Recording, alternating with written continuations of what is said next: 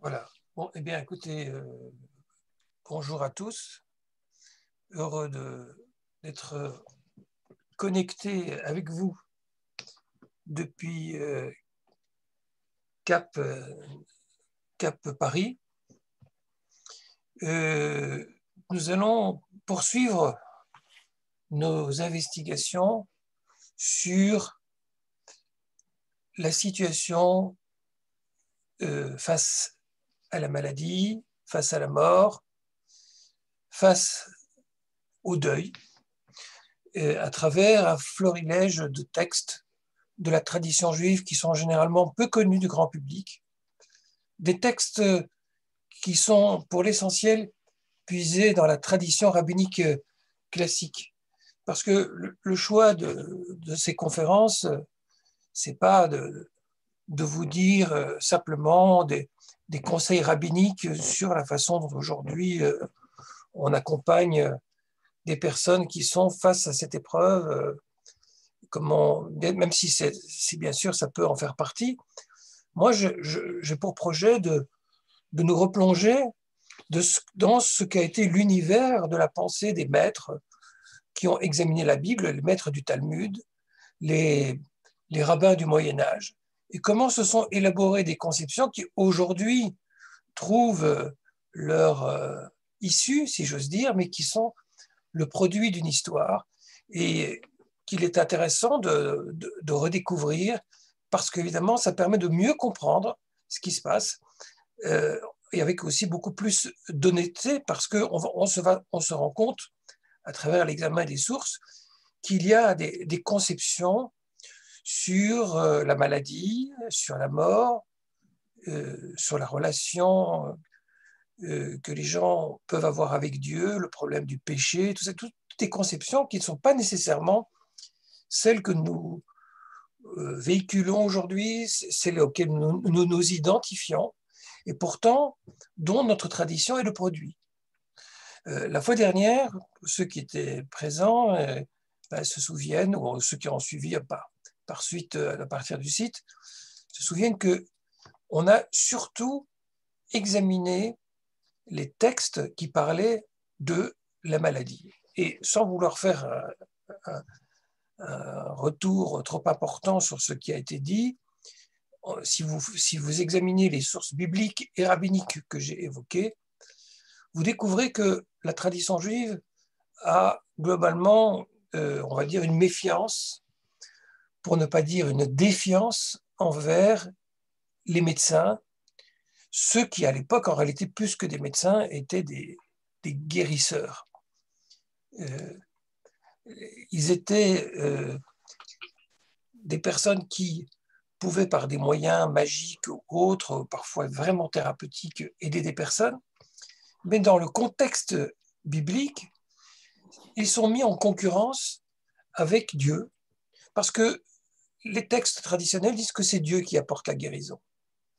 Et que, quelque part, chaque fois que selon la Bible ou le Talmud, des individus cherchent appui pour résoudre leurs problèmes dans des moyens techniques, dans des moyens magiques, au lieu de faire un travail sur soi, au lieu de faire un travail spirituel, notamment de purification, d'amélioration de son comportement, chaque fois qu'ils font cela, ils sont considérés comme finalement se dérobant à l'exigence traditionnelle, puisque les versets traditionnels disent que celui qui obéira à Dieu sera guéri. Rappelez-vous de la phrase de l'Exode 15, c'était la première citation, qui ani refera. C'est moi qui suis, c'est l'Éternel qui parle, c'est moi qui suis votre guérisseur. On reproche, par exemple, au roi Assa d'avoir consulté des guérisseurs au lieu de rechercher l'Éternel. On a vu que dans le Talmud, les rabbins pensent que finalement, par sens du réalisme, on peut faire appel à des médecins, mais c'est une sorte de concession qui est faite, une permission qui est donnée, mais Narmanide rappelle qu'idéalement, il faudrait pouvoir se passer des médecins, il faudrait pouvoir placer toute sa confiance en Dieu pour espérer faire face à la maladie. On a vu aussi que Maïmonide était sur cette question le grand opposant de Narmanide.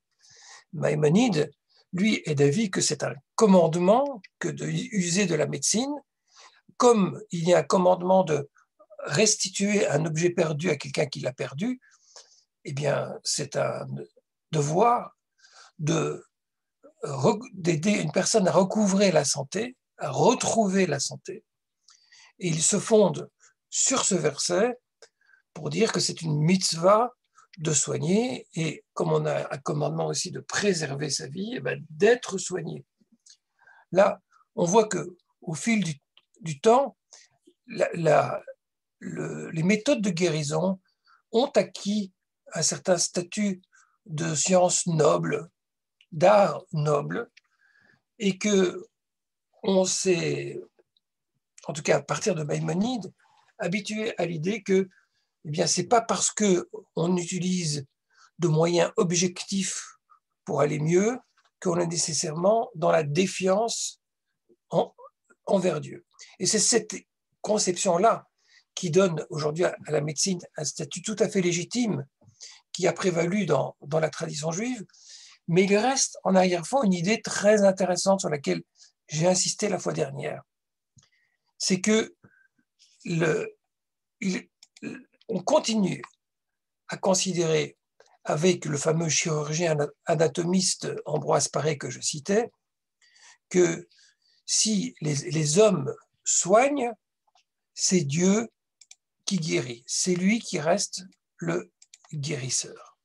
Ça veut dire qu'il reste toujours une dimension irrationnelle, non maîtrisable dans l'épreuve de la maladie, dans l'espoir de guérison. Et même si pour nous, modernes, c'est très irrationnel, cette idée qu'une force mystérieuse opère ou n'opère pas en vue de la guérison, nous savons tous, au demeurant, que même les médecins admettent que dans le processus de guérison, il y a des facteurs qui échappent à toute maîtrise, notamment des facteurs psychosomatiques, c'est-à-dire l'influence qu'a le moral du patient, la conscience du patient face à la maladie.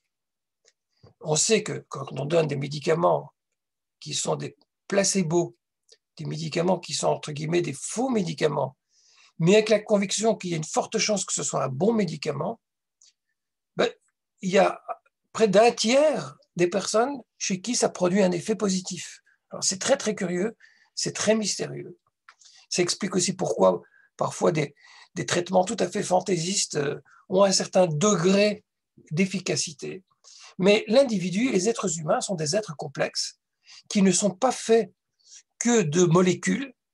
On est fait aussi d'esprit, et l'esprit est intrinsèquement lié à notre corps. Les médecines orientales le savent très très bien que avec les méthodes de méditation, les méthodes d'hypnose, on a l'acupuncture et toutes sortes de choses, on arrive à obtenir des éléments de santé très très importants. Et dans la tradition juive, il est clair pour beaucoup de personnes que quand un individu sait que sa communauté est avec lui, que les gens prient pour sa guérison, que probablement ce sentiment de ne pas être seul, cette détermination d'un groupe à vouloir soutenir une personne, aide le patient.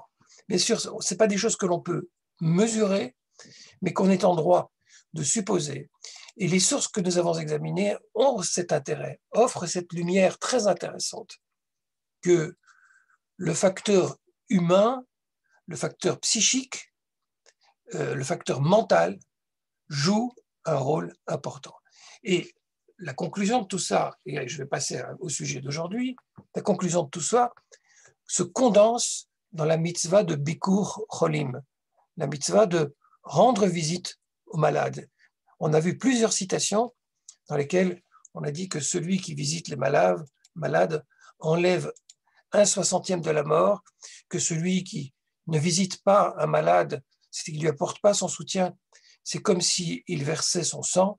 Des textes très durs, mais qui insistent sur le caractère véritablement efficace du soutien moral apporté aux malades, avec derrière ça, bien entendu, une dimension pas simplement thérapeutique, mais une dimension mystique. On ne sait pas comment, bien sûr c'est une croyance, mais il y a cette idée que le divin s'implique dans cette situation et que celui qui soigne, celui qui apporte un soutien aux malades contribue à quelque chose de mystérieux et qui produit, en tout cas donne des chances de produire un effet positif sur le malade. Évidemment, les rabbins étaient parfaitement conscients que ça ne marche pas à tous les coups et de fait, tout individu est appelé à un moment ou à un autre à restituer son âme au Créateur. Donc, on sait très bien que la lutte pour la survie contre la maladie, c'est une lutte perdue d'avance, entre guillemets, puisque le séjour des êtres humains sur Terre est limité. Mais on a des textes qui disent que la prière, le soutien des personnes contribuent à la santé. Et en tant que tel, c'est tout à fait intéressant de voir que dans tout le processus qui est celui de faire face à la maladie, la solidarité est une composante déterminante. Eh bien, c'est le sujet d'aujourd'hui prolonge ce constat, cette vision du monde, avec cette fois la confrontation à la mort. C'est-à-dire, est-ce que lorsque un individu est décédé, il y a des choses que les proches, les amis, peuvent faire pour le mort, alors qu'il est pourtant mort? Et est-ce que le mort lui-même peut faire encore des choses alors qu'il est mort pour les vivants? Alors c'est une question qui va peut-être vous paraître bizarre, puisque nous, les Occidentaux, très rationalistes que nous sommes, il est évident pour nous tous que quand on est mort et que c'est fini, que c'est le point de rupture. Eh bien, toutes les traditions spirituelles, quasi toutes les traditions spirituelles de l'humanité, considèrent que la mort est un passage, que on entre dans une autre dimension, et par conséquent, qu'il n'existe pas nécessairement de rupture absolue, et que les liens effectifs continuent à se traduire malgré la séparation. Alors, on va examiner maintenant quelques sources qui illustrent ça et essayer de rentrer dans la mentalité de ceux qui les ont produites il y a de ça pas loin de 2000 ans. Alors, je vais rentrer en écran partagé et normalement, vous devez voir à l'écran les sources dont vous pourrez disposer puisqu'elles seront mises ensuite en ligne. Alors, on va commencer par un commentaire talmudique de Rashi qui commente une Mishnah. On est donc dans un texte de base du Talmud. Que dit la Mishnah? On parle du sacrifice expiatoire, le khatat, qui dit Hamafrish khatato vamet, lo yavene ilovienu beno tartav. Celui qui a consacré un sacrifice expiatoire, c'est-à-dire il a commis un péché et il veut par ce sacrifice obtenir une expiation. Bon, le sacrifice expiatoire, c'est pas pour n'importe quel péché. On ne pouvait pas racheter simplement comme ça, en général, ces péchés. En tout cas, les crimes importants ne donnaient pas lieu à un sacrifice. Mais ici, on nous dit ceci, c'est que si quelqu'un a engagé une procédure de sacrifice expiatoire, mais n'a pas pu aller jusqu'au bout, son fils n'a pas le devoir d'aller poursuivre la démarche à sa place. Et Rachi explique, ceci est dit pour l'obligation du père. Bon, le père, il est mort, mais on ne le considère pas en faute pour ne pas avoir été jusqu'au bout. Mais si on parle maintenant de la faute en question, est-ce qu'elle a été couverte? Rachi dit, inutile de dire que le fils n'aura pas à expier, à faire expiation pour son père, car il n'est point d'expiation après la mort. En kapara le'achar mita. Alors cette phrase qui a été reprise de différentes manières pose question, qu'est-ce qu'on entend par là? Il n'y a pas d'expiation après la mort. Est-ce que ça veut dire, et c'est semble-t-il le premier degré, c'est que une fois que l'individu est mort, eh bien, il n'est plus, comment dirais-je, tenu par quelque devoir que ce soit, évidemment, et il n'y a plus lieu pour lui de parler de l'expiation. C'est une obligation qui s'éteint. C'est-à-dire, l'expiation, il faut entendre, en quelque sorte, payer quelque chose, réparer quelque chose pour ce qui a été commis. La mort éteint toute obligation et ne change plus rien par rapport au sort de celui qui est décédé. Mais on peut comprendre de manière plus générale ce propos de Rachi, qu'on ne peut plus rien pour les morts aussi. Que une fois que quelqu'un est décédé, eh bien en quelque sorte, les jeux sont faits. Et tous les liens de solidarité qui pouvaient exister, qui consistent à prolonger l'action du mort, à réparer quelque chose, pour le bien du mort, n'a aucune incidence. Il y a des chercheurs qui sont arrivés à la conclusion que c'était le point de vue de toute l'école de Hillel, que selon l'école de Hillel, quand quelqu'un est décédé, les vivants ne peuvent rien changer à sa situation au regard de Dieu. C'est la vie, et la vie seule, qui a déterminé ce qui se passe avec un individu. Une fois que la mort intervient, c'est terminé.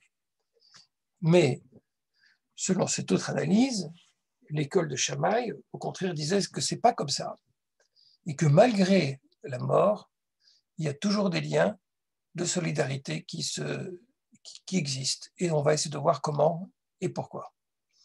Alors nous avons ici, juste en dessous, une autre source qui dit les choses un peu de la même manière. Quiconque doit expier pour ses fautes, celles-ci le seront par sa mort. Et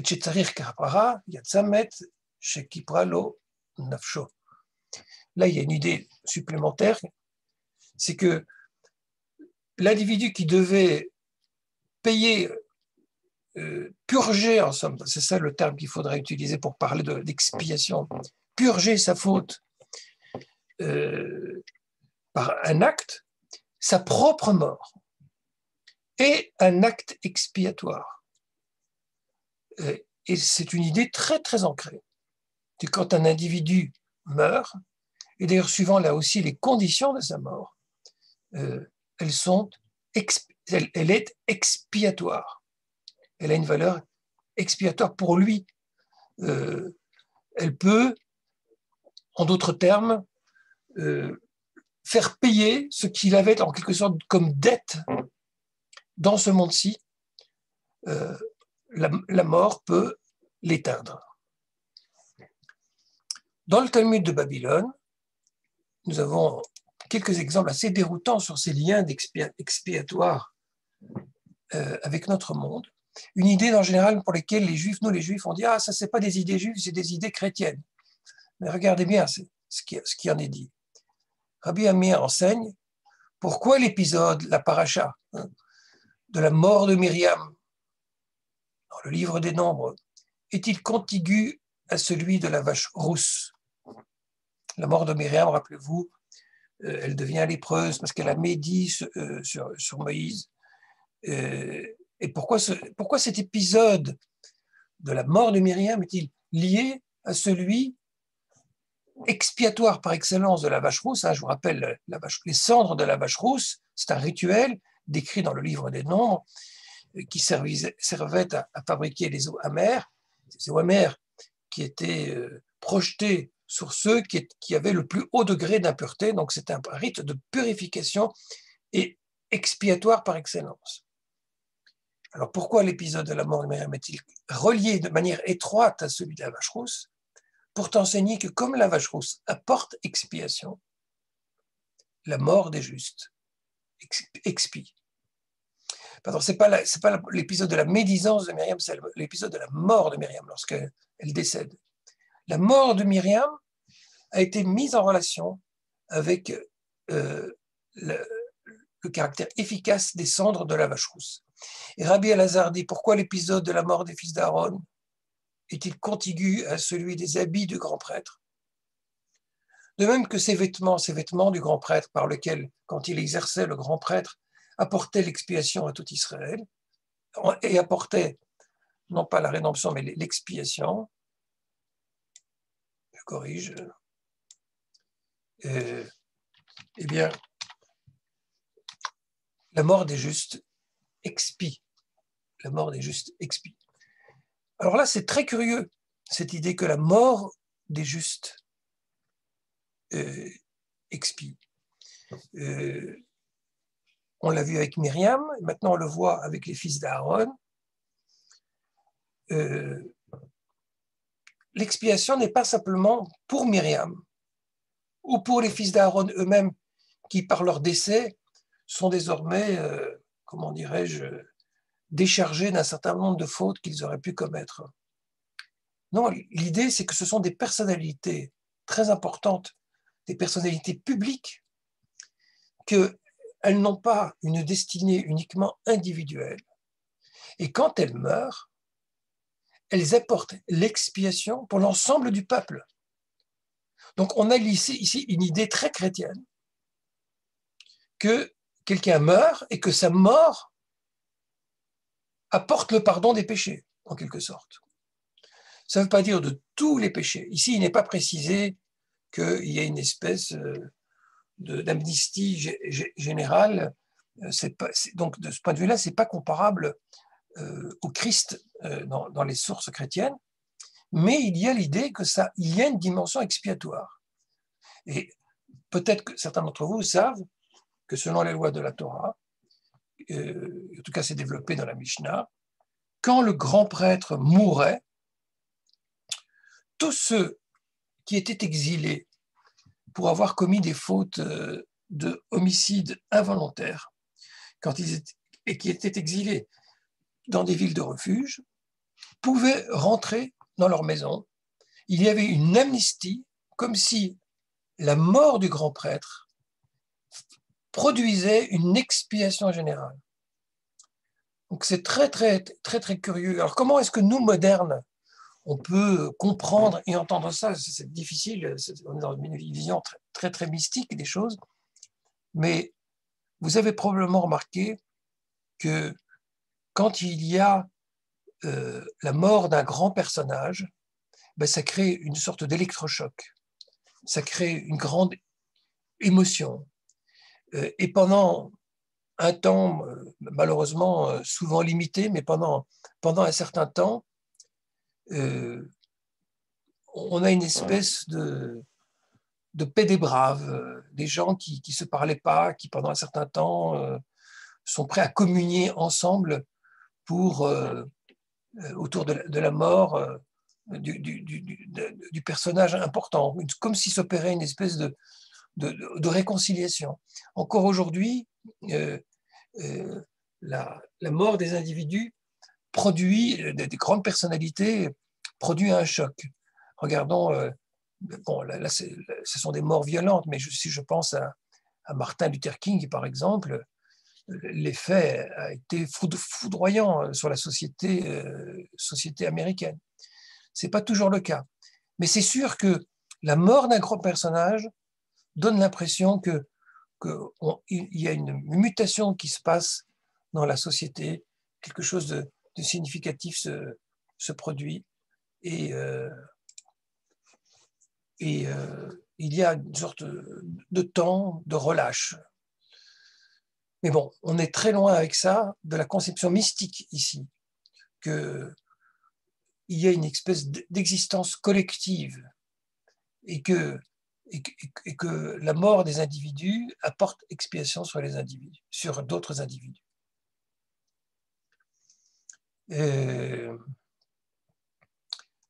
Dans la source qui est juste en dessous, qui est tirée du Midrash Halacha, Dvarim, Sifrei Dvarim, je n'ai pas eu le temps de tout traduire, donc je n'ai pas pu traduire, mais on commente un verset d'Isaïe 43:13, En miyadi matzil, il n'y a pas entre mes mains quelqu'un qui peut apporter le salut. Voilà ce qu'on peut lire dans ce texte. En avot matzilin et abanim. Les pères ne peuvent pas sauver les fils. C'est-à-dire ne peuvent pas, une fois qu'ils sont morts, apporter l'expiation pour les enfants. Lo Avraham matzil et Ishmaël. Avraham, je sais que la flèche, si vous voyez vous devez voir. Lo Avraham matzil et Ishmaël. Avraham ne peut pas sauver son fils Ismaël. Et Yitzhak ne peut pas sauver Ésaü. Mais est-ce que c'est seulement les pères qui ne peuvent pas sauver les enfants? Le Talmud continue, il dit même un frère ne peut pas sauver un autre frère. Et je ne rentre pas dans les détails, mais il dit par exemple, Yitzhak ne peut pas sauver Ismaël. Et Jacob ne pourra pas sauver Ésaü. C'est-à-dire que la mort de l'un n'apportera pas le salut pour l'autre et il ne pourra rien pour lui. Afil noten hadam, kol mamon baolam. Même si un homme donnait tout l'argent qu'il a au monde, en notnin lo kofro, on ne lui donnera pas sa rançon. Ach lo yivde ish. Un frère ne peut pas, de ce point de vue, racheter un autre. Veikar pidyon nafsham yikra hi nefesh zo ksheadam chote ba ve'en la tashlumim. Et quand un homme faute, aucun autre homme ne peut expier à sa place, payer en quelque façon pour ses fautes à sa place. Il y a une idée très intéressante, l'idée de rançon, c'est que on n'achète pas Dieu. Si on veut, et on est tenté de le faire quelque chose pour celui qui est décédé, quelqu'un qui a commis beaucoup de fautes, etc. On se dit, bon, ben voilà, je vais être son agent et je vais faire des opérations pour augmenter son mérite. Eh bien, le texte du Sifrei qu'on dit de manière très tranchée, dit que ce type de solidarité qui consisterait à endosser à la place de son père en tant que fils, ou le fils à la place de son père, dans les deux sens, ou un frère à la place de son frère, ça ne marche pas. Chacun a ses responsabilités, doit assumer ses responsabilités, et ce n'est pas délégable. À partir du moment où ce n'est pas délégable, la question, bien sûr, va se poser de savoir qu'est-ce qu'on fait pour, si on veut venir en aide à des personnes qui sont décédées. Et pourquoi existe-t-il des rites qui vont dans le sens de le saluer. Alors, pour mieux comprendre ça, on va examiner quelques sources.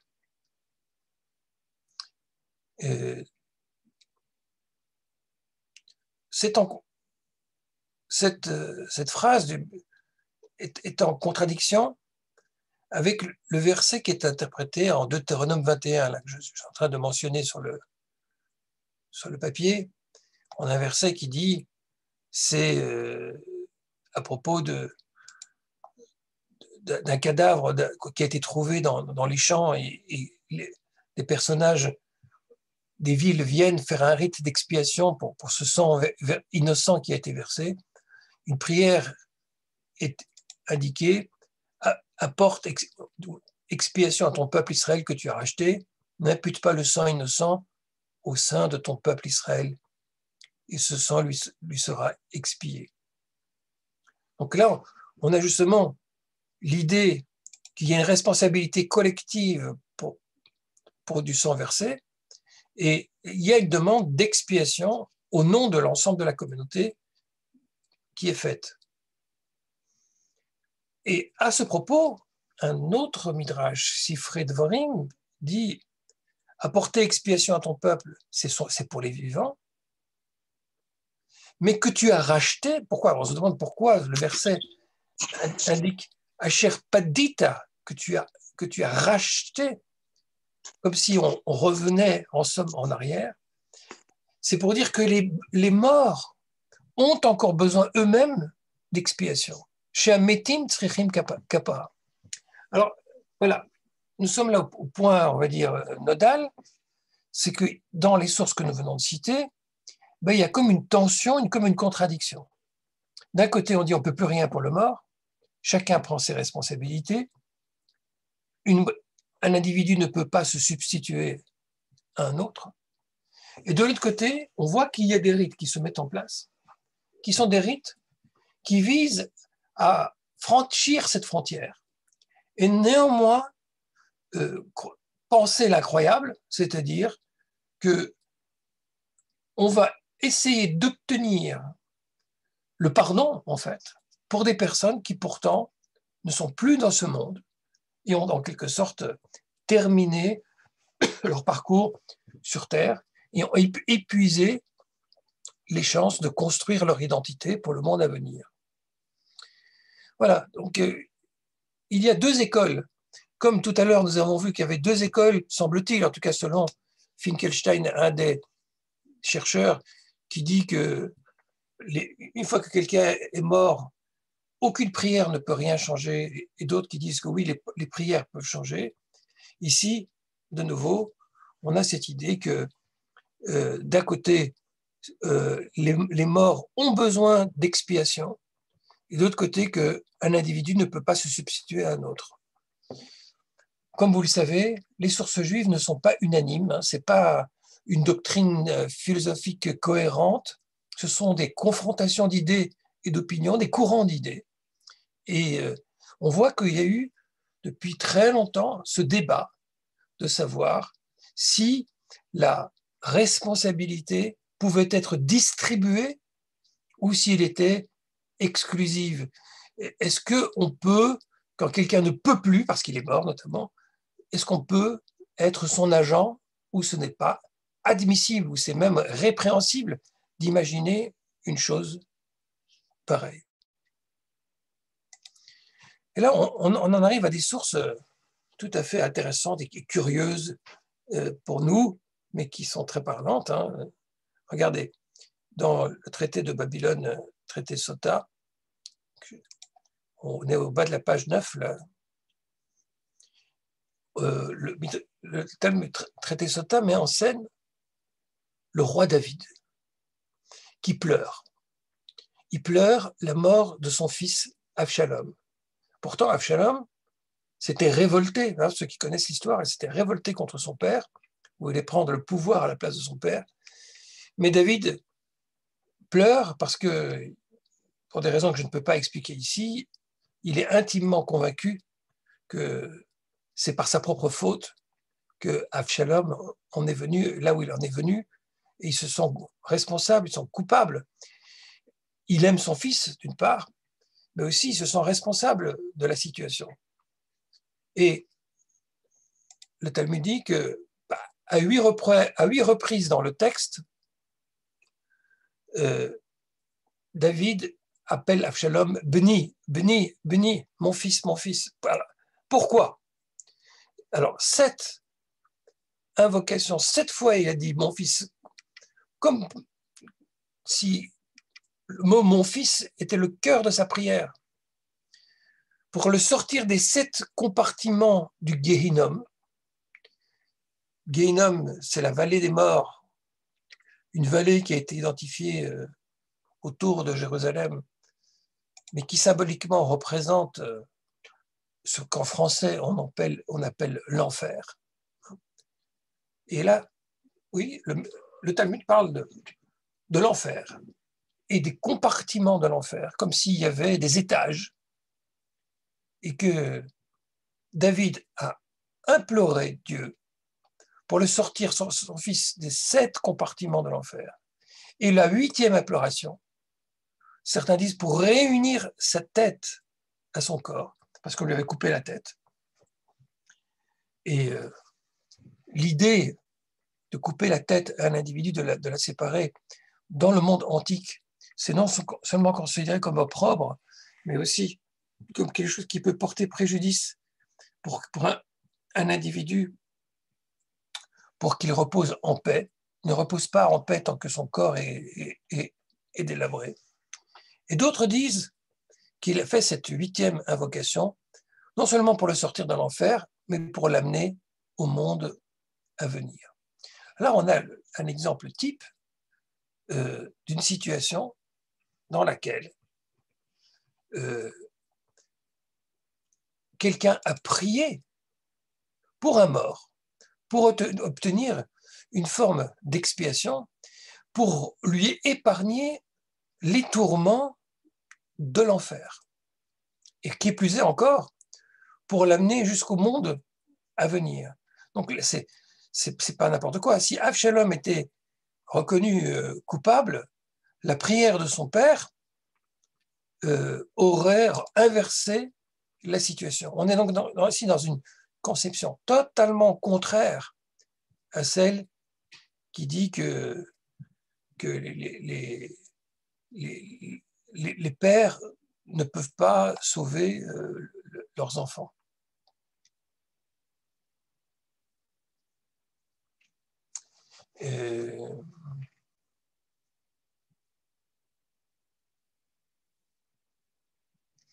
Alors, de nouveau, on peut voir, et c'est très intéressant, comment les rabbins sont mal à l'aise avec cette situation.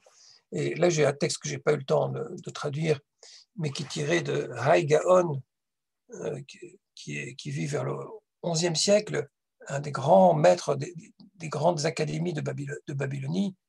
Et en substance, ce qu'il dit dans ce texte, il dit oui, quand quelqu'un veut prier, veut implorer la pitié, s'il est lui-même injuste, enfin un personnage juste, peut-être que Dieu l'écoutera, peut-être que Dieu ne l'écoutera pas et il pourra obtenir une miséricorde. Mais c'est toujours un allègement, mais du mérite, c'est-à-dire apporter du mérite à quelqu'un qui est mort, ça c'est impossible. Ou les sruto, les matan sachar, en beyad adam kol ikar. Quel que soit son niveau de piété et de sainteté, personne ne peut créer du mérite pour quelqu'un d'autre. Et je lis la phrase Afilu kol tzadikei olam bakshu alav rachamim, même si tous les justes du monde demandaient pitié pour un individu, vekol tzedakot shenasu lesruto, et accomplirait toutes les toutes les actes de justice les accoto pour lui donner du mérite ou pour l'innocenter, ça ne peut pas fonctionner. Donc, c'est une façon de dire que on peut obtenir grâce, mais on ne peut pas être gracié. On ne peut pas être complètement lavé de ses péchés par simple invocation. On peut avoir un allègement de peine, mais ce n'est pas la même chose. En tout cas, c'est le point de vue défendu par Haït-Gaon et qui montre à quel point encore il y a une gêne sur cette idée que, au fond, c'est un peu facile.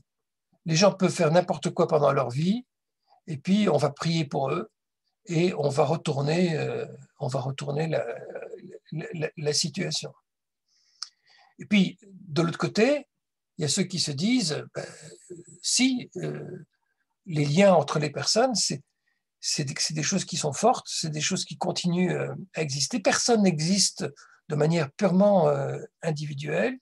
Et de la même façon qu'on a vu que pour les malades, le fait que d'autres personnes viennent et aident et visitent et apportent leurs soins, eh bien, de la même façon, en quelque sorte, les soins apportés aux morts ont une incidence.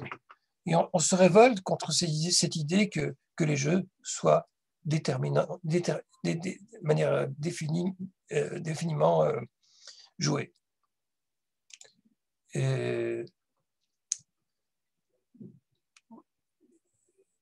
Voilà, je voudrais à présent passer à une source très, très, très intéressante qui pose justement la question de savoir si, puisque on imagine que les solidarités peuvent exister, si des morts peuvent à leur tour venir en aide à des vivants.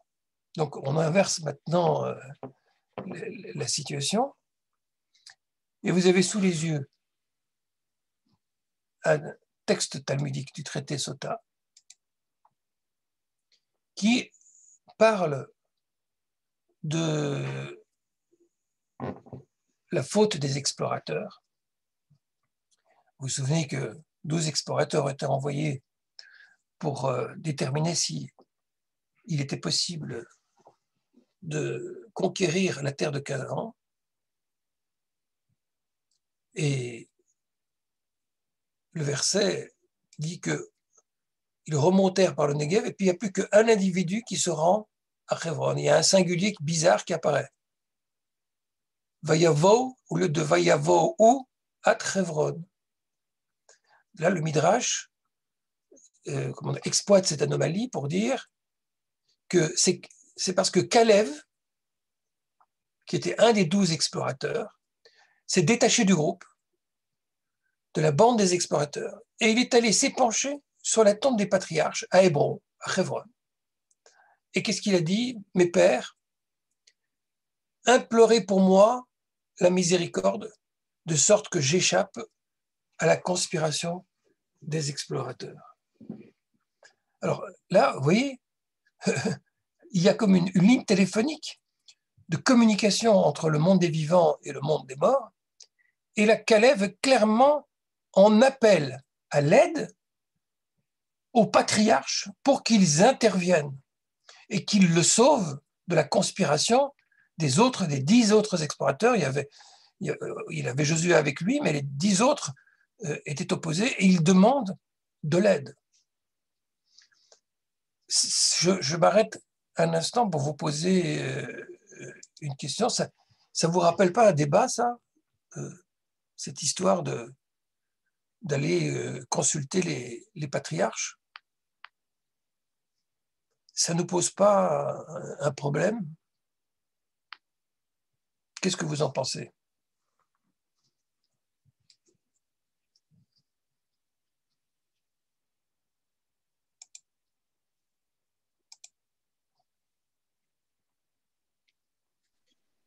Si on les consulte, c'est qu'on croit qu'ils sont encore vivants. Ouais. Donc, qu'il ne s'agit pas d'une mort qui est une fin de la vie et qu'ils ont encore un pouvoir sur l'éternel même. Alors, ça, vous avez tout à fait raison.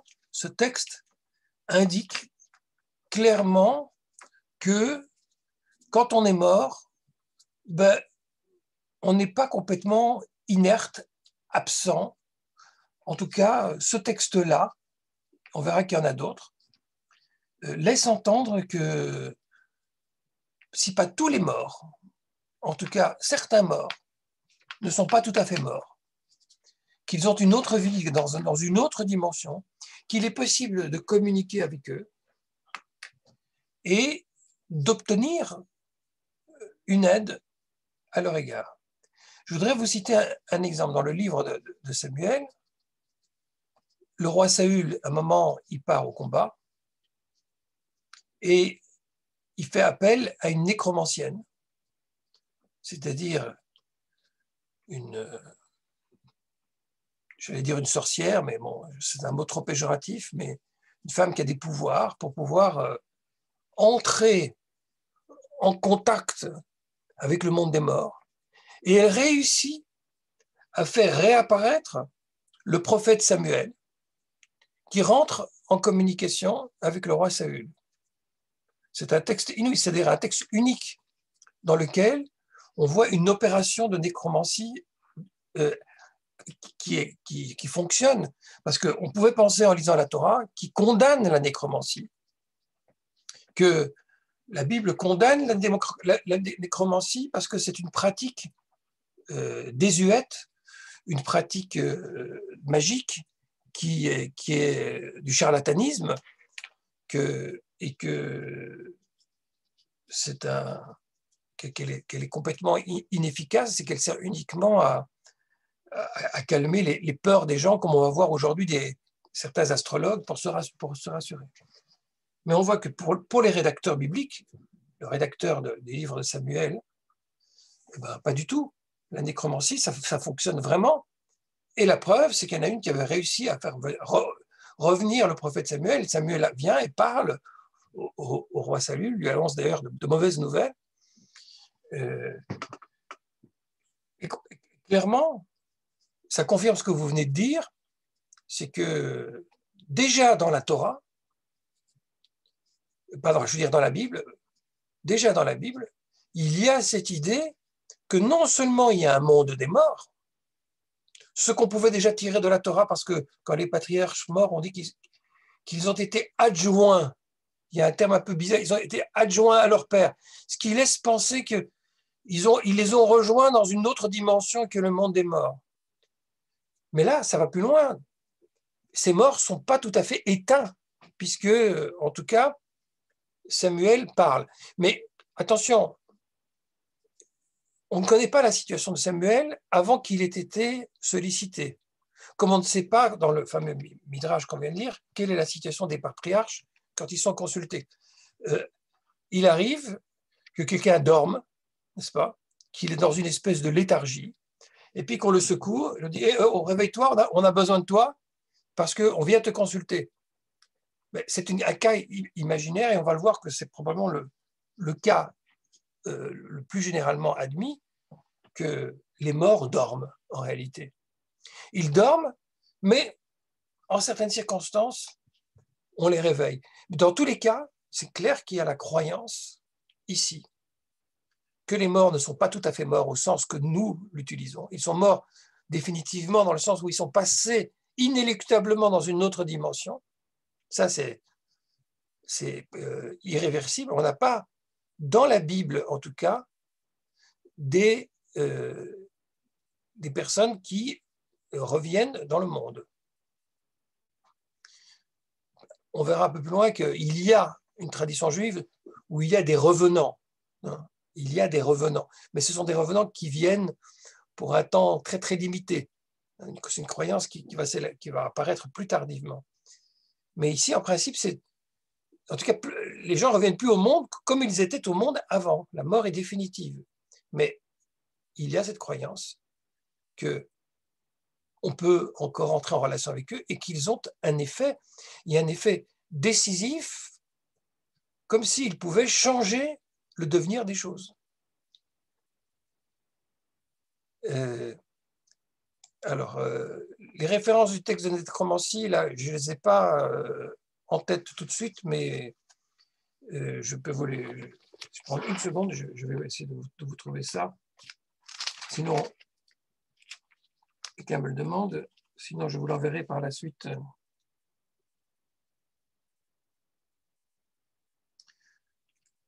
Non, il faudra que je cherche un petit peu, mais vous trouverez ça dans le livre de Samuel, autour de la mort du roi Saül, et vous retrouverez facilement, sinon je vous enverrai les références. En tout cas, pour revenir à notre texte, et je vais remettre en écran partagé, pour revenir à notre texte, on a un autre extrait talmudique dans Ta'anit, et qui pose la question, pourquoi se rend-on dans les cimetières? Alors ça, c'est une question qui intéresse beaucoup d'entre nous, parce que c'est des choses qu'on fait. Hein. Pourquoi se rend-on dans les cimetières? Débat entre Rabbi Lévi, fils de Chama, et de Rabbi Hanina. Pour l'un, pour nous signifier humblement que nous sommes devant Dieu comme déjà morts, et pour l'autre, pour demander aux morts d'implorer pour nous la miséricorde. Alors, de nouveau, oui, regardez bien comme c'est intéressant, de nouveau, on voit le débat qui est au cœur des sources depuis le début, de savoir si il se passe une interaction ou s'il n'y a pas d'interaction significative. Il y en a qui disent qu'on se rend au cimetière uniquement pour prendre conscience de la mort. Quand on va au cimetière, ben oui, on se rappelle qu'on est des êtres mortels. Et ça a un effet sur notre esprit, sur notre mental. On comprend que la vie est éphémère et on en tire des conclusions sur ce qu'on doit faire pour améliorer notre statut dans cette vie. En tout cas, c'est en principe ce à quoi devrait servir la visite au cimetière. Et c'est comme ça que l'entendent un des deux maîtres qui débat de cette question. Mais pour l'autre, non, il y a bien une communication que l'on va opérer, comme si la tombe d'un individu était en quelque sorte son ambassade sur Terre. Et ça, c'est une idée très, très présente, et notamment autour de la tombe des patriarches, ou de la tombe de gens importants, que quand on s'y rend, eh bien, c'est comme si on était à côté du point d'ancrage, du canal de liaison qui nous relie avec l'âme de celui qui a quitté le monde. D'où l'importance dans la tradition juive d'accorder une sépulture à un individu. Il y a cette croyance. Non seulement il y a ici la croyance qu'on rentre en contact, mais que l'on peut même demander aux morts d'implorer pour nous la miséricorde. Et ça, mes chers amis, avec la question de la nécromancie, strictement interdite par la Torah, même si le roi Saül s'en est pas privé, on a ici une situation quand même très, très problématique. Qu'est-ce que ça veut dire implorer la miséricorde? Vous savez qu'on a reproché les mitnagdim, du Coran lituanien, ont reproché beaucoup au rabbi de Lubavitch d'aller régulièrement se pencher sur la tombe de son beau-père, le rabbi précédent, en le soupçonnant de pratiquer une forme de nécromancie, voire même, pour certains, qui irait sur une tombe quelconque, une forme d'idolâtrie, parce que aller demander la miséricorde à quelqu'un d'autre que Dieu, c'est encore un grand débat et quelque chose de jugé très suspect par la tradition juive.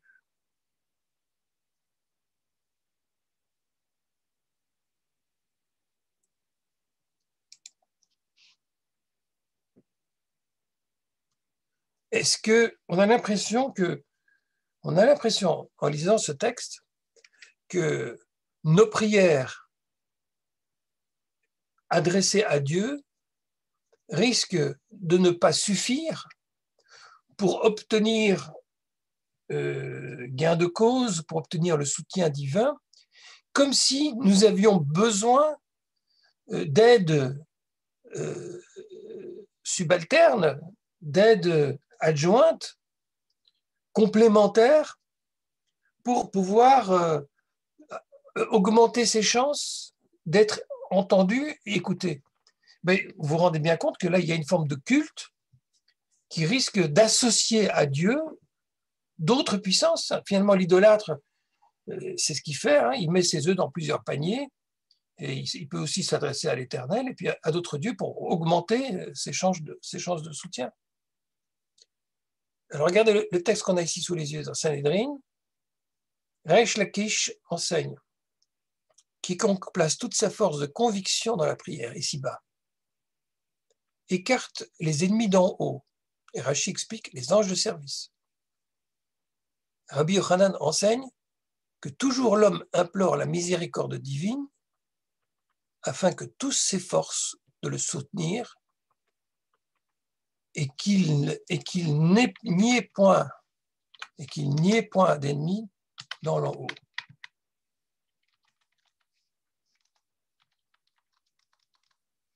Là, quand on lit ce texte de Sanhédrin, regardez, comment on peut l'analyser? D'un côté, on dit, voilà, si quelqu'un veut obtenir quelque chose qui lui est cher, qui lui est important, qu'il place toute sa force de conviction dans la prière. Soit. Mais on nous dit pourquoi? Parce qu'il y a des ennemis en haut. C'est quoi les ennemis en haut? C'est comme si autour de Dieu, il y avait des anges qui n'étaient pas spécialement sympathiques et qui ne voulaient pas tout le bien du monde, et que ce sont comme des procureurs, des accusateurs qui sont là pour nous mettre en cause.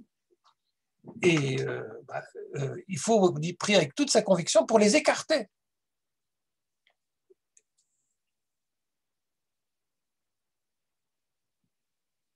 Et Rabbi Yochanan de préciser, ben oui, si l'homme implore la miséricorde divine, il faut le faire pour que tous, c'est-à-dire tous, y compris ces autres puissances, s'efforcent de soutenir celui qui prie et qu'il n'y ait point d'ennemis dans l'en haut. C'est très paradoxal parce que on s'adresse à Dieu, mais on espère en même temps que l'on parviendra à écarter des puissances néfastes qui opèrent aux alentours de Dieu.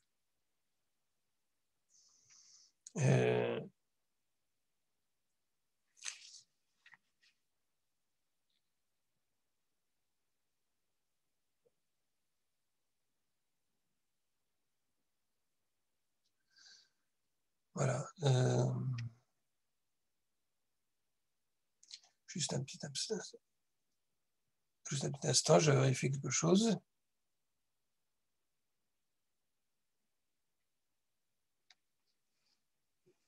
Oui, alors là, le texte suivant, il y a eu un glissement, c'est pas la bonne traduction, là, donc je devrais corriger ça. C'est Torah Temima, c'est Rabbi Epstein, c'est un texte assez tardif, qui dit ce qui est juste, dit-il, à mes yeux dans ce passage, il dit qu'il est interdit de prier en réalité uniquement à ses anges de service, afin qu'ils l'exaucent ou qu'ils lui viennent en aide. Mais si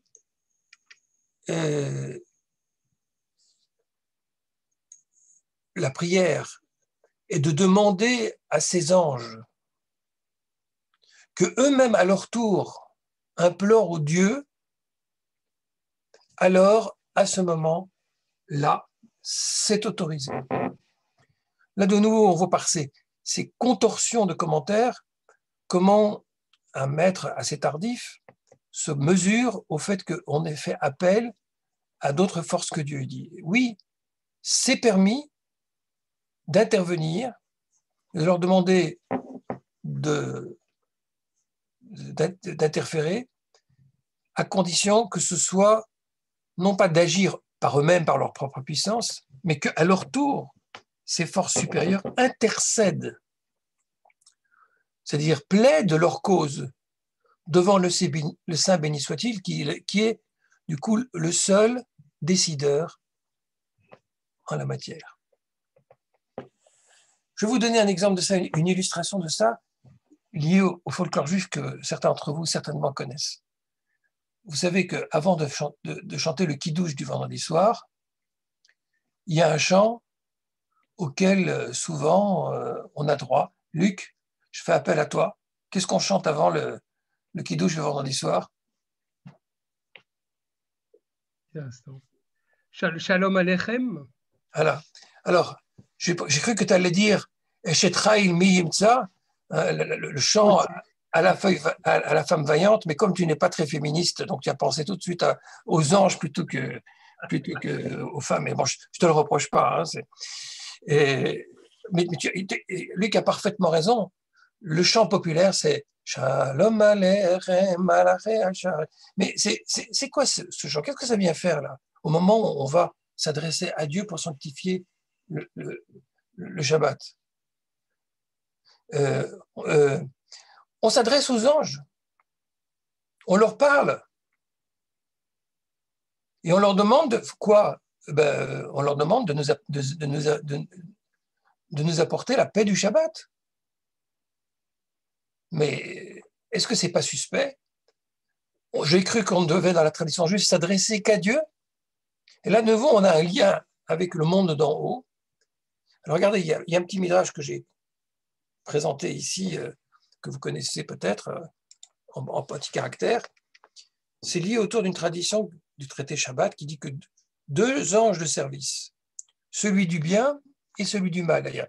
En réalité, celui qui est notre avocat et celui qui est notre accusateur raccompagne chaque fidèle le vendredi soir depuis la synagogue jusqu'à chez lui. Lorsqu'il arrive à la maison et lorsque ces anges arrivent à la maison et voient les bougies de Shabbat allumées, la table dressée et la nappe déployée, l'ange de bonté, celui qui nous soutient, s'exclame « Que cela soit ta volonté éternelle, notre Dieu, qu'il puisse toujours exister des Shabbatot comme celui-ci. » Et l'ange du mal qui l'accompagne se voit alors contraint de se rallier à lui et s'exclame en disant « Amen ». C'est un très très beau midrash, bien sûr très, très fantastique, mais il y a un ange qui nous attend au tournant, en somme, hein, qui a envie de nous nuire. Et il est accompagné d'un autre ange, et quand ils reviennent de la synagogue, il y a une telle atmosphère de sainteté, de Kdusha, après la prière, ils rentrent à la maison, et il y a toutes ces couleurs, ces parfums de la table du Shabbat, eh bien, on voit l'ange accusateur confondu, il reste interdit, sans mots, et la seule chose qu'il peut dire, bon, ça va, je me rends à l'évidence que je n'ai pas d'emprise, et il dit Amen. Amen à celui qui s'exclame. Donc, comme si il y avait une puissance dangereuse qui pouvait menacer, et là, pour le coup, elle est contrée par une attitude constructive, une attitude positive. Donc, il y a cette idée très, très, très claire ici, et quand dans le chant de Shalom Aleichem, on invoque les anges, on a l'impression qu'on répond à ce midrash et on a envie de se les concilier, on a envie qu'ils soient tous de notre côté, qu'il n'y en ait pas un qui nous cherche l'époux. Et les rabbins se sont encore une fois étripés pour savoir qu'est-ce qu'on fait avec ce Shalom Aleichem, est-ce qu'il faut l'interdire ou pas l'interdire? Comme si on reconnaissait aux anges une sorte de puissance et d'impact dans le monde d'en bas, Et la conclusion a été que on dit Shalom Aleichem, et puis on dit pas autre chose que Mi Melech Malchei Amlachim, c'est-à-dire les anges qui viennent de la part du Saint béni soit-il. Et non pas à côté du Saint béni soit-il, comme pour bien insister sur l'idée que ce ne sont pas des puissances autonomes, ce sont des puissances qui sont totalement soumises à la volonté de Dieu, ce sont des déploiements subalternes et non pas des forces contradictoires. Et dès lors, on ne peut pas considérer qu'en les invoquant, on invoque une sorte de deuxième puissance céleste. On reste toujours ici dans le même camp, en somme, dans la même hiérarchie avec l'Éternel au-dessus. Mais c'est quoi la préoccupation? Mais de nouveau, la préoccupation, c'est de transcender les frontières de ce monde, de faire appel à des puissances étrangères, de vouloir faire en sorte qu'ils aient une incidence sur le monde des vivants. Alors ici, il ne s'agit pas de mort, il s'agit d'anges, mais on a vu plus haut que Kalev Ben Yefuneh a bien demandé le même type d'aide aux patriarches, comme s'ils avaient aussi cette puissance de pouvoir aider en quelque façon ceux qui sont dans le monde d'en bas. Alors, le temps passe vite. Je voudrais, dans la petite demi-heure qui nous reste, vous parler justement de ce monde des morts, ce monde supérieur. Bien sûr, ce sujet est énorme. Il est impossible d'être exhaustif, mais je voudrais vous donner quelques éléments qui, je pense, pourraient vous intéresser. Je disais tout à l'heure qu'on ne revient pas du monde des morts. Ben, il y a quand même dans les psaumes cette notion de Sheol. Sheol qui est un peu le monde des morts, qui correspond au Hadès des Grecs. Et que ceux qui sont morts gisent dans cet univers d'ombre. Ils gisent comme des brebis. Oui, c'est plus une existence épanouie. La mort les mène paître et ils sont encore en quelque sorte sous surveillance. Ils n'ont plus de liberté. Leur image va s'évanouissant. Le Sheol est leur demeure. Voilà. C'est un monde d'ombre où on existe, je dirais, dans une espèce de situation de survie, mais sans aucune forme d'épanouissement. Et pourtant, le texte de l'extrait que vous avez sous les yeux, psaume 49, dit quand même « Mais Dieu rachètera mon âme. Acheloim yivde nafshi miyad sheol ki kacheni. » Pourtant, Dieu me rachètera mon âme de la puissance du Sheol et il me prendra. Alors, le texte ne donne aucun exemple de la Bible où quelqu'un est vraiment descendu dans les enfers et en est remonté comme on peut le trouver dans la mythologie grecque. Personne ne remonte du Sheol, mais là, le texte, en tout cas des psaumes, prie pour que Dieu le fasse, comme si il y avait ce type d'espérance qu'un jour, mais on ne sait pas trop comment, dans quelles circonstances, on sort du Sheol. Et qu'est-ce qu'il arrive aux morts? On en a parlé tout à l'heure. Quelle est la situation des gens qui sont morts? Est-ce qu'ils réagissent? Est-ce qu'ils ne réagissent pas? On a vu qu'il y avait une forme d'interaction possible. Mais regardez, dans le psaume 116 que vous avez sous les yeux, on a un extrait très connu, parce que je chantais dans le psaume du Hallel. Lo hametim yehalleluya. Les morts ne peuvent pas célébrer l'Éternel. Ils ne sont plus en position pour le faire, c'est terminé. Le monde de Sheol n'est pas un monde où on peut encore célébrer Dieu. Ceux qui descendent dans le lieu du silence, velo kol yorde douma. Voilà. Ce lieu, c'est un lieu d'ombre et c'est un lieu de silence. C'est-à-dire, il y a figurez-vous aussi l'un ou l'autre texte très, très, très bizarre dans toute la tradition juive où on voit des morts qui se parlent l'un à l'autre. Mais, encore une fois, il ne faut pas essayer de chercher une cohérence parce qu'il peut y avoir des traditions différentes et contradictoires. Mais même s'ils parlent, même s'ils arrivent à dire des choses, ce sont toujours des paroles incidentes, des paroles limitées, des petits éveils qui se produisent, mais de manière générale, le monde des morts, c'est un monde de silence. Kol Yordei Douma, il rentre dans le silence. Voilà, c'est encore dit. Non, ça, c'est une répétition des mêmes versets.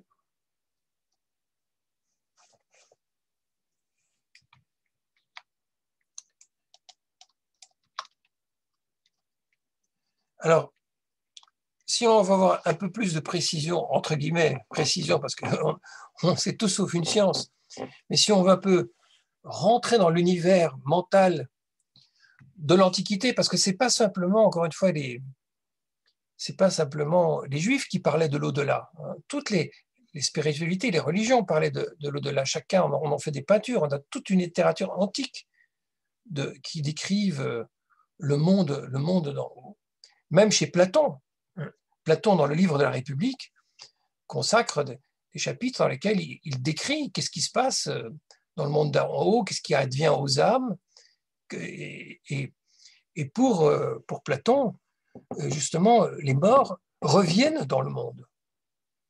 Il y a chez Platon l'idée de la métempsychose, l'idée que des individus séjournent dans le monde des morts, mais pas, tous les X temps, on leur fait la proposition, est-ce que vous voulez revenir, est-ce que vous voulez refaire un tour dans le monde?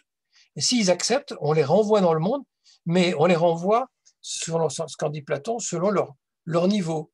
S'ils ont une mauvaise vie avant, eh ben, ils vont être réincarnés dans des êtres inférieurs.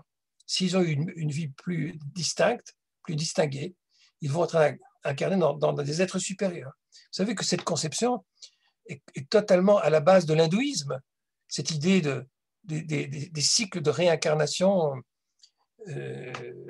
qui se perpétuent jusqu'à ce que, dans le meilleur des cas, l'âme parvient à définitivement obtenir son émancipation de la condition mortelle. On croit que voilà, c'est génial, pour les hindous, la mort n'est pas définitive puisqu'on revient dans le monde, mais pour un hindou, le retour sur la terre n'est pas une bonne chose. C'est simplement une nouvelle chance qui est donnée pour essayer de mieux s'en émanciper. Ce n'est pas un lieu très, très agréable, la terre. Il y a beaucoup de malheurs, beaucoup d'injustices, beaucoup d'atrocités. Alors, voilà ce que dit le traité Rosh Hashanah. Je vais lire rapidement en français parce que c'est un texte très dense et je l'ai même un peu condensé. On enseigne à l'école de Shammai que 3 classes d'individus se présentent au jour du jugement. Le jour du jugement, on ne sait pas quand c'est. On ne sait pas si c'est simplement à Rosh Hashanah et à Kippour, si c'est à la fin de notre vie, ou si c'est à la fin du monde, lorsque toute l'humanité sera jugée. Mais c'est possible un peu à un degré ou à un autre, en tout cas, ce n'est pas très clair. On enseigne à l'école de Shammai que 3 classes d'individus se présentent au jour du jugement. Celle des justes parfaits, celle des gens moyens et celle des pervers absolus. Pour celle des justes parfaits, un verdict de vie dans le monde à venir est promptement écrit, tandis que la classe des méchants absolus est aussitôt inscrite pour la géhenne. Car il est dit, et là on cite un verset très intéressant du livre de Daniel, plusieurs de ceux qui dorment dans la poussière de la terre se réveilleront, les uns pour la vie éternelle et les autres pour l'opprobre, pour la honte éternelle. Alors si on suit ce verset de Daniel, qui est dans la Bible, on parle bien de la fin des temps, de la fin de l'histoire. Et qu'est-ce qui arrive aux gens qui sont morts avant que le monde parvienne à sa fin? Ben, ils dorment dans la poussière. Est-ce que dormir dans la poussière, c'est une expression que vous connaissez? Parce qu'elle n'est pas anodine, elle est très présente dans la prière juive. les dormeurs dans la poussière, ça vous dit quelque chose?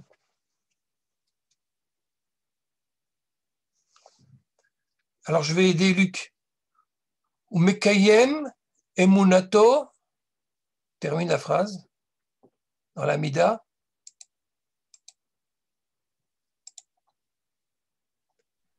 Mekayem emunato be'emek afar, dans la vallée de Mekayem emunato lichene afar. Lichene Afar, ok. Dieu accomplira sa promesse à ceux qui lichene afar, qui dorment dans la poussière. C'est dans la Mida, dans les trois premiers, dans la deuxième bénédiction de la Mida. Sur la Triat Ametim. Et ben voilà, c'est une indication très intéressante qui est probablement celle qui est la plus répandue à l'époque des sages. Si vous me demandez qu'est-ce qui arrive quand on est mort, ben quand on est mort, on dort. On dort dans la poussière. C'est l'expression de Daniel. Est-ce que ça veut dire qu'on est mort, éteint? Est-ce qu'on est de la poussière? Non, on dort dans la poussière. C'est une image très intéressante parce que d'un côté, elle nous ramène à la poussière, mais nous ne sommes pas que de la poussière en étant mort. On est comme quelqu'un qui dort, c'est-à-dire l'âme ne peut plus s'exprimer, a perdu toute liberté, mais elle n'est pas complètement réduite à néant. Elle continue à vivre en somme en hibernation. C'est ça l'image que les rabbins ont de la mort d'un individu, et ce, jusqu'à ce que, au moment décidé, et là les conceptions divergent, Dieu décide de produire un jugement. Alors, pour Maïmonide, ça se fait dès qu'on est décédé, mais pour beaucoup de rabbins, ça se fera uniquement à la fin des temps. Et là, pour l'école qui est ici présentée, celle de Shammai, on nous raconte, c'est très simple. Ils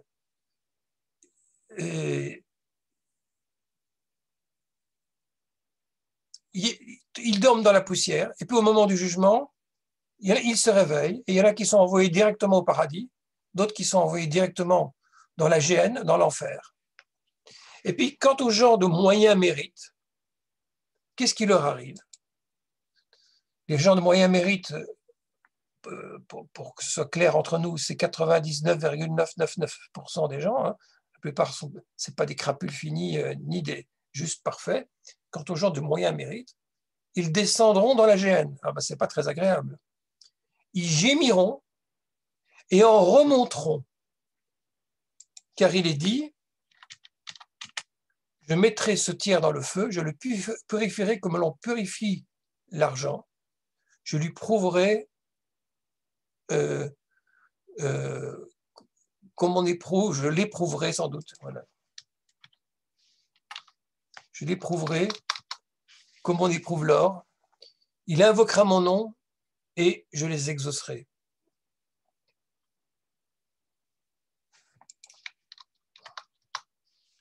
C'est tiré de Zacharie. Que dit ce verset?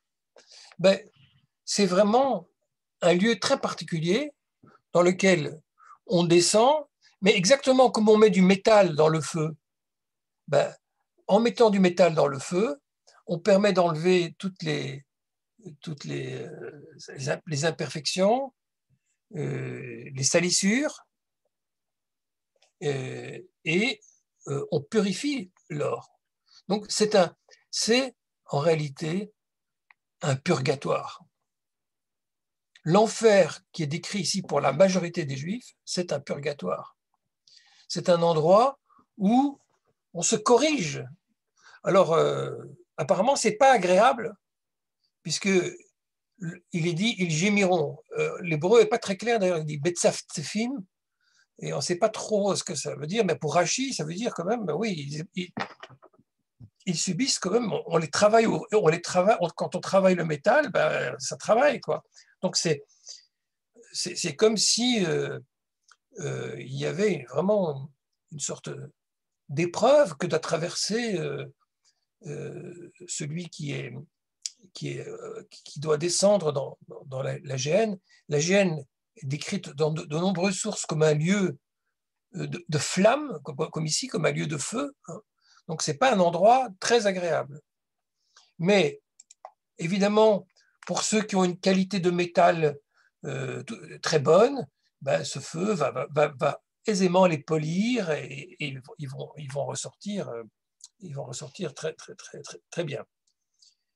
Quant à l'école de Hillel, il y est dit, celui qui est plein de bienveillance penche du côté de la bienveillance.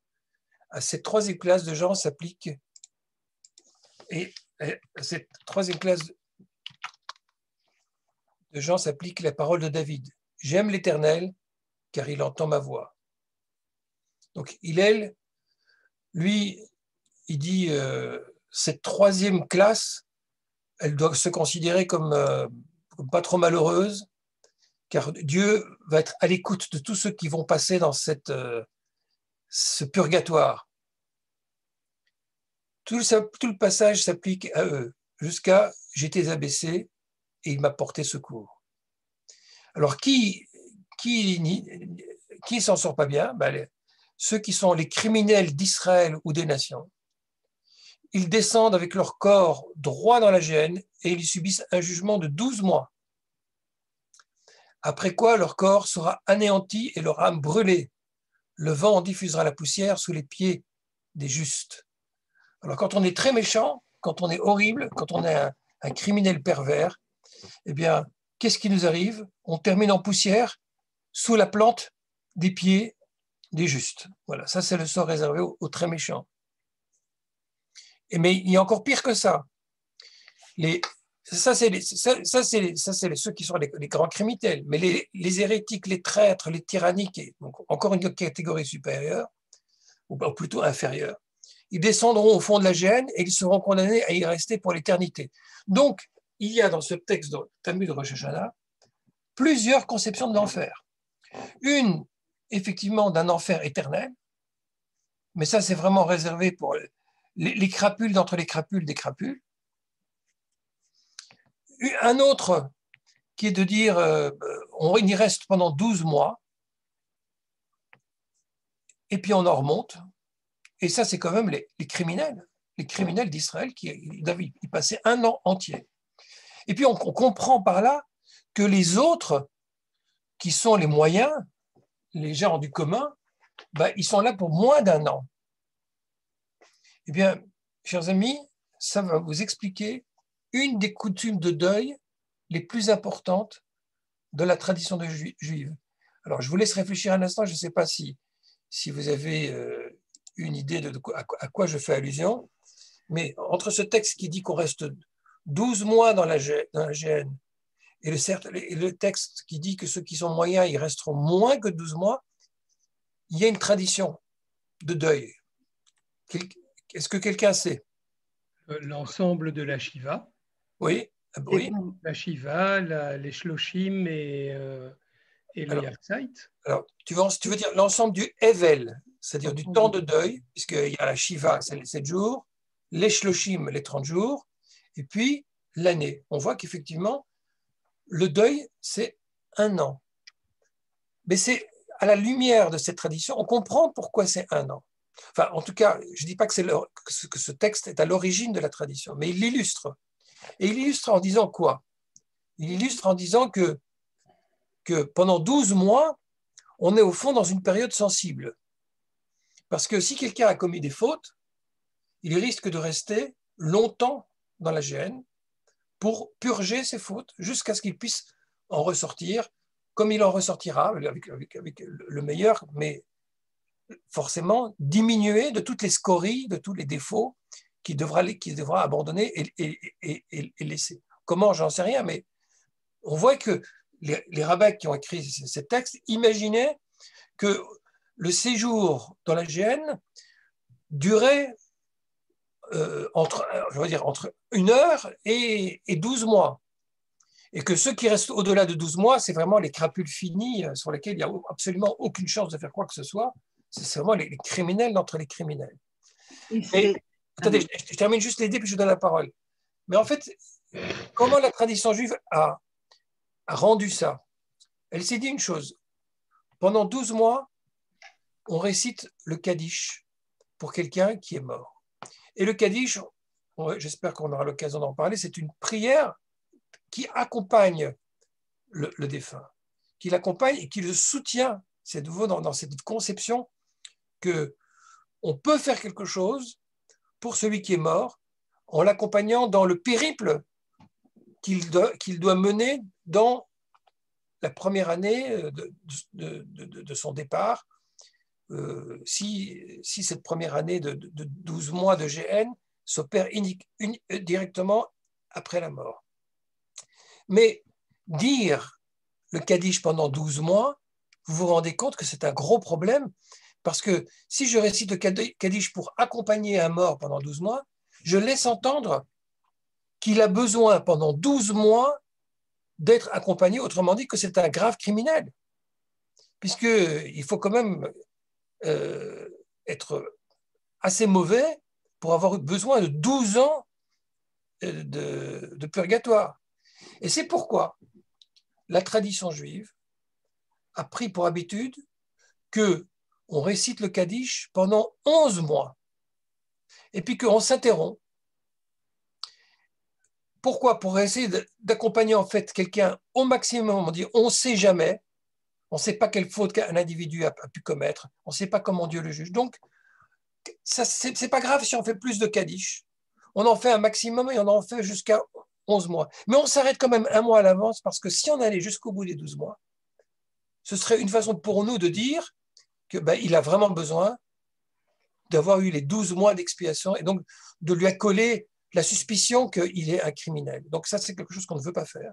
Et c'est pourquoi, par pudeur, en somme, par une sorte de pudeur à l'accompagnement du monde, c'est jusqu'à aujourd'hui dans le rite, tout le monde l'accomplit comme ça, le Kaddish pour un parent, parce que c'est pour un parent que ça dure 1 an, se fait pendant 11 mois, on s'interrompt, et après, à l'anniversaire du décès, la première année à l'anniversaire de l'enterrement, on récite le Kaddish, et puis d'année en année, ce qu'on appelle le Yortzeit, l'anniversaire de décès. Je vous écoute, Ouzia.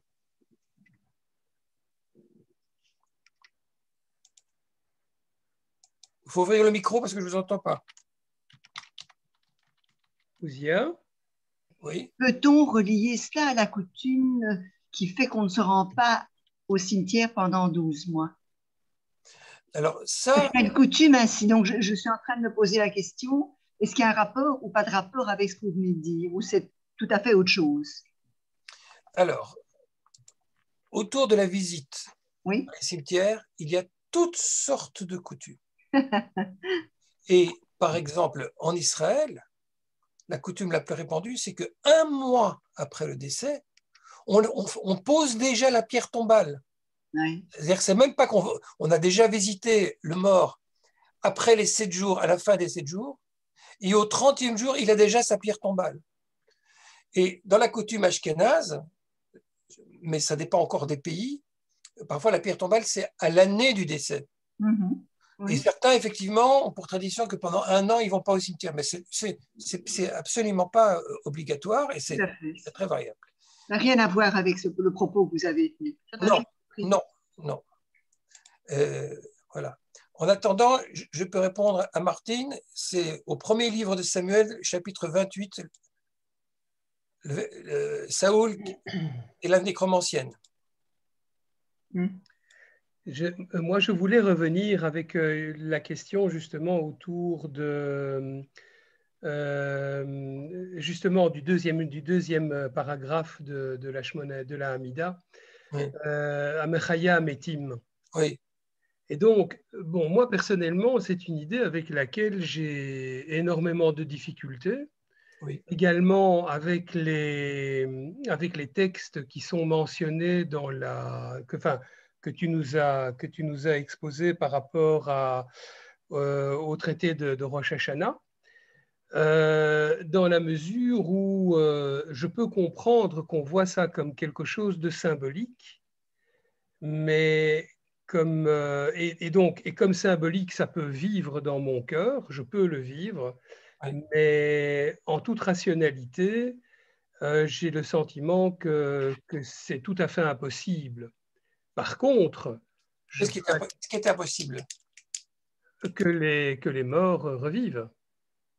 Ah, la Triat Ametim, d'accord. Triat Tu Ametim. parles du texte de Rosh Hashanah. Le texte de Rosh Hashanah ne parle pas de résurrection des morts. Alors, donc, c'est ça, mais je veux dire, je vais prendre ça tout en bloc. C'est-à-dire, d'une part, Amechaya Ametim, Mechiat Ametim, et puis d'autre part, toutes ces histoires d'enfer, de paradis. J'ai presque l'impression que c'est du Avodah Zarah. Je veux dire, c'est vrai que les prophètes évoquent le Gehenom, les prophètes évoquent comment dirais-je, des situations post-mortem, mais les prophètes ne disent pas clairement on va tous au Gehenom. Alors, j'ai presque l'impression que c'est Avodah Zarah qu'on a ramené de Babylonie. Et alors, au bout du compte, ce que mon esprit rationnel peut accepter, c'est la notion de comment dirais-je, de vie de l'âme, qui elle, effectivement, reste vivante ad vitam aeternam. Donc, je suis troublé, en fait. Mais elle reste vivante sous quelle forme? Sous forme d'âme. Oui, mais quelle est sa vie d'âme? Ah, ça, je ne sais pas. Je ne sais pas, moi non plus, je ne sais pas. Ben voilà, personne n'est revenu. Là, peut-être la fois prochaine, on verra qu'il y a des textes médiévaux sur les revenants, c'est assez intéressant, cette idée de gens qui reviennent du monde des morts. Vous savez, notre tradition est très mal connue, c'est des trésors de trésors de trésors. Il faut se rendre compte qu'il y a beaucoup de choses qui nous posent problème d'un point de vue rationnel dans la tradition juive, et d'ailleurs dans toute la littérature de l'Antiquité, beaucoup de croyances. Mais bien sûr que pour nous, tu dis Avodah Zarah, idolâtrie, parce que tu vois quelque chose de suspect. Moi, je parlerais plutôt de littérature fantastique. La Bible est une littérature fantastique. Pour moi, le miracle de la mer Rouge, l'ouverture de la mer, j'adore.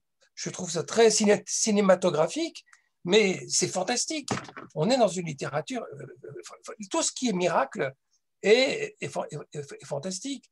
Beaucoup d'événements qui nous sont racontés sont surréalistes. Et quand on quitte le monde de la Bible et quand on rentre dans le monde du Midrash, au lieu d'apaiser la situation, le Midrash est encore beaucoup plus fantastique que ne l'est la Bible. Alors la question, c'est notre attitude à nous modernes. Comment on prend tous ces textes? On dit quoi? C'est des contes de fées, c'est des contes à dormir debout. Qu'est-ce qu'ils étaient naïfs? Qu'est-ce que pauvres gens? Je pense que si on fait ça, on passe complètement à côté du génie de cette littérature. On ne comprend pas du tout ce qui est en jeu. On prend les gens pour des imbéciles, alors qu'on sait aujourd'hui que dans l'Antiquité, il y avait des gens d'un esprit extrêmement brillant et qui avaient souvent beaucoup de rationalité. Non, moi, je crois qu'il faut comprendre et admettre que de la même façon que nous, les modernes, nous savons apprécier un tableau d'art impressionniste, surréaliste, que nous aimons des films fantastiques, des films de science-fiction, et que ces films, et toute cette littérature ou tout cet art est intéressant dans la mesure où, parce qu'il sort des conventions, met en évidence des dimensions insoupçonnées de notre vie, de notre existence, que c'est un art qui parle en réalité de la réalité, mais sous un angle autre, à partir de tableaux fantastiques. Alors oui, il y a quelque chose de très spéculatif, et moi, quand je lis ce texte sur Rosh Hashanah, la descente aux enfers, je prends pas ça comme des textes réalistes. Je les prends pas au premier degré. J'essaie non pas de me dire si l'enfer ou le paradis c'est comme ça, mais j'essaie de me demander ceux qui ont écrit ces textes, qu'est-ce qui les préoccupe? Qu'est-ce qui les inquiète? Et je vais vous dire ce qui les inquiète, et ça, je n'ai pas eu assez de temps pour le développer aujourd'hui, mais ce qui les inquiète, c'est que tout au long de la vie, on fait des efforts les uns et les autres, ou on n'en fait pas pour essayer d'être meilleur, mais il y a quand même une sorte de sentiment d'inachevé. Un sentiment que ce qui s'est passé ici-bas nous laisse sur notre faim ou nous laisse sur des injustices. Il y a des gens qui ont été des crapules et qui se sont bien débrouillés, qui ont vécu longuement et relativement à l'abri, et d'autres qui ont connu des souffrances et une vie très dure, semée d'épreuves.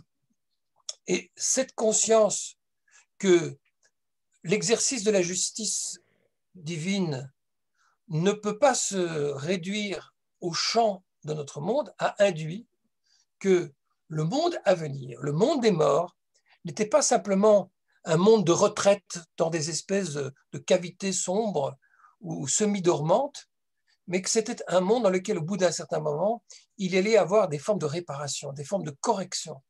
Alors, ils l'ont imaginé avec les moyens par lesquels, dans ce monde, on corrige le métal, on travaille le métal dans la forge. Eh bien, ils ont imaginé les flammes, et bien sûr qu'il y a derrière ça, et au Moyen-Âge, on a beaucoup exploité une façon d'intimider aussi les gens, de leur faire peur, de leur dire que s'ils se conduisent mal, ça va chauffer sous leur derrière et qu'on leur a mis dans la tête les tableaux de Jérôme Bosch, hein, et on se dit ça va être terrible. C'est clair qu'il y a une volonté d'intimidation, mais les gens, ils pensaient qu'il fallait qu'il y ait une justice et que ce qui avait été fait dans ce monde trouve son débouché, en quelque sorte, vers quelque chose qui soit juste. Alors, laissons de côté l'imagerie, comment ils l'ont peinte avec leur pinceau, et essayons de comprendre l'idée que pour eux, les gens qui ont quitté ce monde ont quitté leur enveloppe matérielle, comme un fruit comme une graine plutôt qui tombe à terre et qui quitte sa gangue et qui rentre dans la terre, et puis de laquelle va sortir une plante. C'est comme ça qu'ils s'imaginent la mort, comme un changement d'état. C'est un peu comme la transformation d'un papillon. Voilà. On quitte. Ah, le micro est fermé. On n'entend pas. Micro, on n'entend pas. Voilà, je ne sais pas pourquoi mon micro a été oui. Voilà, donc c'est une métamorphose. C'est comme ça que ça a été pensé.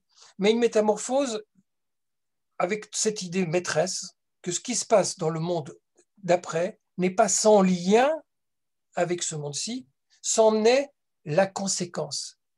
Et c'est pour ça qu'il y a toute cette imagerie. Alors, je suis d'accord avec toi, Luc. Moi, quand je lis ces textes, je les lis avec le sourire, avec humour. Je ne peux pas m'empêcher de faire des blagues sur ces issues. Je ne peux pas les prendre à la lettre. Ce n'est pas possible. On n'est plus dans cet univers de l'Antiquité. Mais j'y vois, comme je l'ai dit, encore une fois, je les vois des peintures. Et j'essaie d'en tirer la substantifique moelle, qui est au fond, pour moi, le regard qui a été celui de ceux qui ont écrit ces textes. Et alors, je vais conclure parce qu'on est déjà à la fin du temps. Je voudrais compléter, enfin, poser une question que peut-être vous reprendrez la fois prochaine. Oui. Je partage tout à fait ce que vient de dire Luc. Est-ce que la notion de réparation, justement, dans le texte, n'est pas le rôle des hommes ici, dans leur monde, et pas dans le monde d'après? Dans le monde d'après, enfin, tout se passe ici. C'est toujours ce que dit que le royaume, pour nous, il est ici-bas et pas en haut, et que la réparation doit se faire ici. Et je suis très mal à l'aise même avec, enfin, pas tout à fait à l'aise avec la réponse que vous donnez, parce que quand même, nombre de générations ont pris appui sur cette imagerie et sur cette intimidation. C'est comme l'idée du salut plus tard. Et alors la mitzvah se pratique sans récompense. Elle trouve sa récompense en elle-même.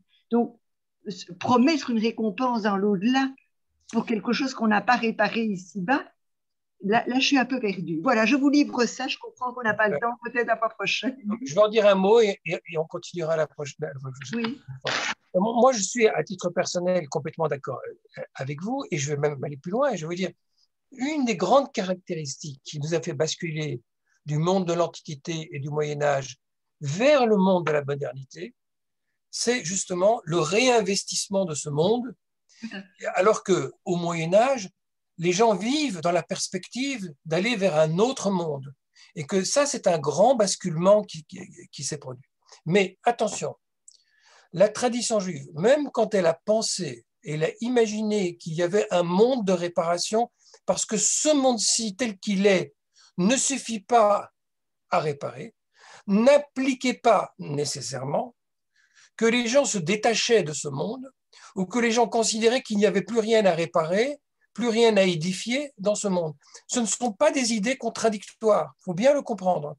Au contraire, on peut même dire que ce sont des idées qui sont cohérentes l'une avec l'autre. Tout l'effort est un effort de réparation et d'édification, et ça commence immédiatement et maintenant. Et on construit justement ce qui va être la suite dans le monde à venir, précisément dans la façon dont on s'investit dès à présent dans ce monde. Donc on ne doit pas délaisser ce monde-ci pour surinvestir le monde à venir, mais on doit au contraire pleinement investir ce monde-ci ici et maintenant, mais dans la perspective que ce n'est pas l'horizon ultime des choses et qu'il y a quelque chose qui va au-delà de ce que notre horizon physique permet de le comprendre et qui continue cette aventure par-delà nos frontières. Ça, c'est la conception antique telle qu'elle s'exprime dans le judaïsme, mais aussi dans de très nombreuses civilisations. C'est nous les rationalistes, les modernes, les déçus qui ont renoncé et qui ont récusé et considéré comme purement délirante toute construction au-delà des frontières de notre monde. Voilà, Riven, un grand merci. Je dois dire que, pour terminer, je dois dire juste un petit peu que c'est un petit peu frustrant de ne pas aller plus loin, mais parce que nous allons commencer un autre Zoom. Et l'autre chose qui est plus frustrante, c'est qu'il y a malgré tout à peu près près de 400 personnes qui ont décidé de suivre, en tout cas en permanence, au moins une douzaine de personnes qui ont décidé de suivre la conférence sur Facebook et pour un total de presque 400 personnes. Alors c'est un peu le monde à l'envers, mais un grand merci. Nous nous voyons le mois prochain alors. Quelle est la date du prochain? Merci. Ce sera le 11 avril. Merci beaucoup. En tout cas, je souhaite à tous une bonne soirée et surtout ne faites pas de cauchemars. Non, sans images. Sans images. Voilà. Au revoir. Chag Pesach Sameach ve Kasher Sameach. Au revoir. À bientôt.